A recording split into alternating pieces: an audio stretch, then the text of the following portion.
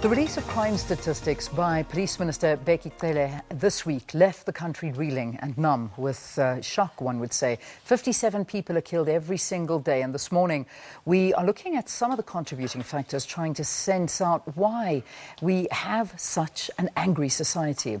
One of the factors, of course, is poverty and inequality. South Africa is said to have moved from being one of the countries with the highest number of inequality to the most unequal societies. According to the World Bank, the country has the highest polarised index in the world, with the highest inequality in terms of wealth distribution.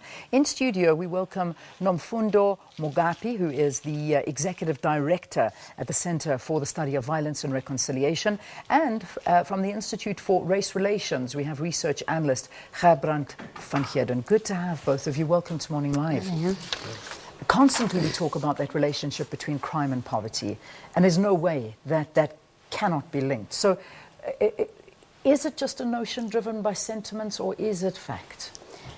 No, it is fact, and this is what we have been saying as the Centre for the Study of Violence and Reconciliation, having studied violence for the past 3 decades in South Africa, that we have to start to look at the root causes of this violence. And it is 3 things. It's unemployment, it's poverty, and inequality. And there's a 4th one that is emerging, Leanne, which is corruption. Yeah. And what people have been asking us is to say, can we understand the anatomy of how these things interact?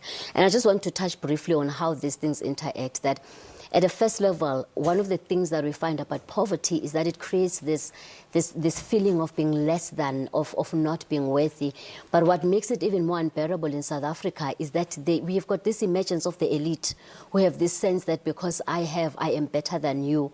The institutions that the poor engage with, whether it's the hospitals, whether it's the police, on a daily basis, they feel like they are less than. Yeah. Secondly is the unemployment. What we've been finding in the communities that we are working in is young people saying that, yes, I'm poor and I feel the way I feel.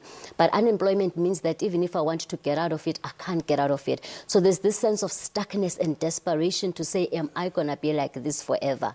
Then the 3rd one is inequality, which research has shown over and over again that there is a link between that and crime. What inequality does is that it wraps this feeling into your face. It's like the possibility of getting out of poverty, it's so close yet so far. And it feeds in the anger, and it feeds in the feelings of shame. And finally, this issue of corruption that is emerging, communities are saying to us and the people that we work with that, so this actually means that I'm not poor because the country cannot afford and it doesn't have money. I am poor because there are certain people who are not using my money properly, and that feeds into the anger. And some young people say, we see people who are exactly like us, and the reasons why they are better off than us is because they are much more connected. So all of these things have created this psyche of angry, frustrated people who feel that they are going to get whatever they want any way they like. But also the fact that it is murder that has increased is actually concerning, because it is showing that it's almost like people are letting out this build-up frustration and anger and the woundedness in our psyche. And that's what we need to focus on, because it's actually, crime exists in every country. It does. I mean, we can't put our heads in in the sand and say we're the only country in the world that has crime, because there is crime, but it's the extent and the violent crime that is our biggest concern, and the anger that comes out of our society. From the Institute of Race Relations, I mean, what is it? We're a wounded society, and it feels like that the wounds of the past are not healing. In fact, they're getting worse. Talk to us from the Institute's perspective, the relationship between crime and this really violent crime that we're seeing in our society.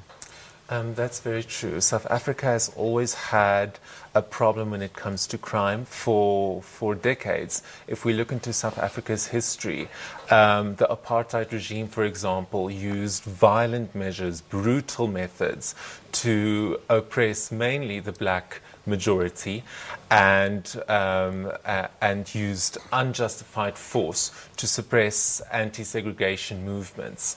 And so what I'm trying to say is that violence in this country has been normalized. Research has shown that there is a strong link between someone who has a risk of becoming more violent and someone who grows or the fact that you grow up in a home where you are regularly exposed to violence. And then, as we have already mentioned, we have the triple challenges of poverty and inequality and unemployment.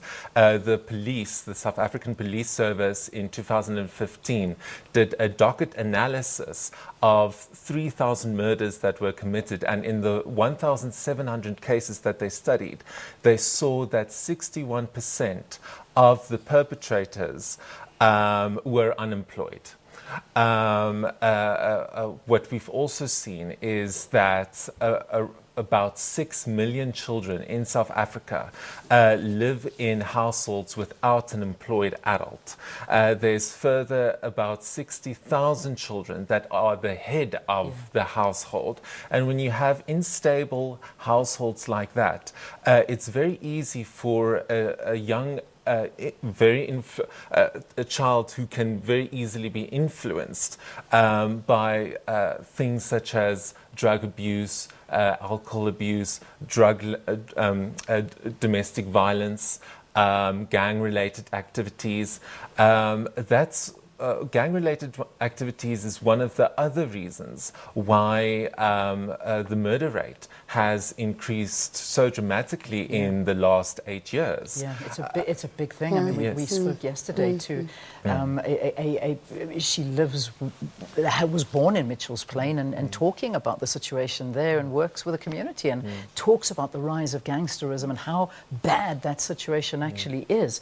But we saw the World Bank releasing this economic update in South Africa, and we talk about how unequal our societies are, the haves and the have-nots, and that gap is getting bigger and bigger and bigger, and this is causing more and more of a problem.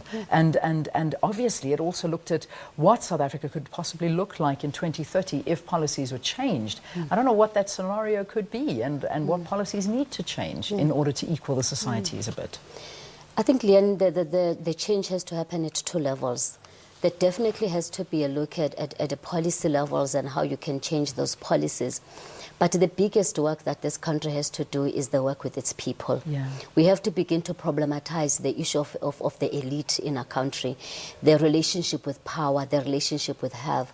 There's this sense that if I have, I don't care about those who are poor. Actually, I treat them as if they are less than. What is our responsibility, and how do we deal with this money that we actually have in building the country that we want to build?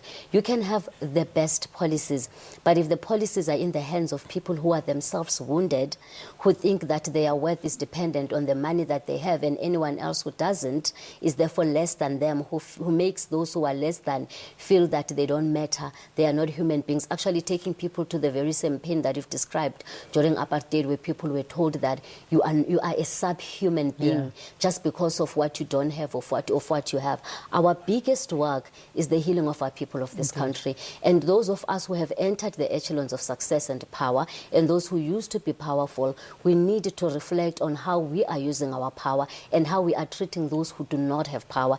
And if that is linked then with policy change, perhaps we've got hope as our country. Yeah, I'm going to leave just one final word with you, Gerard. I mean, when we look at these statistics that come out, the picture is so much bigger than what's written on those papers. And what we've realized this entire week is that this society, the people of South Africa have got so many issues right now, and the crime is speaking to how bad the problems are.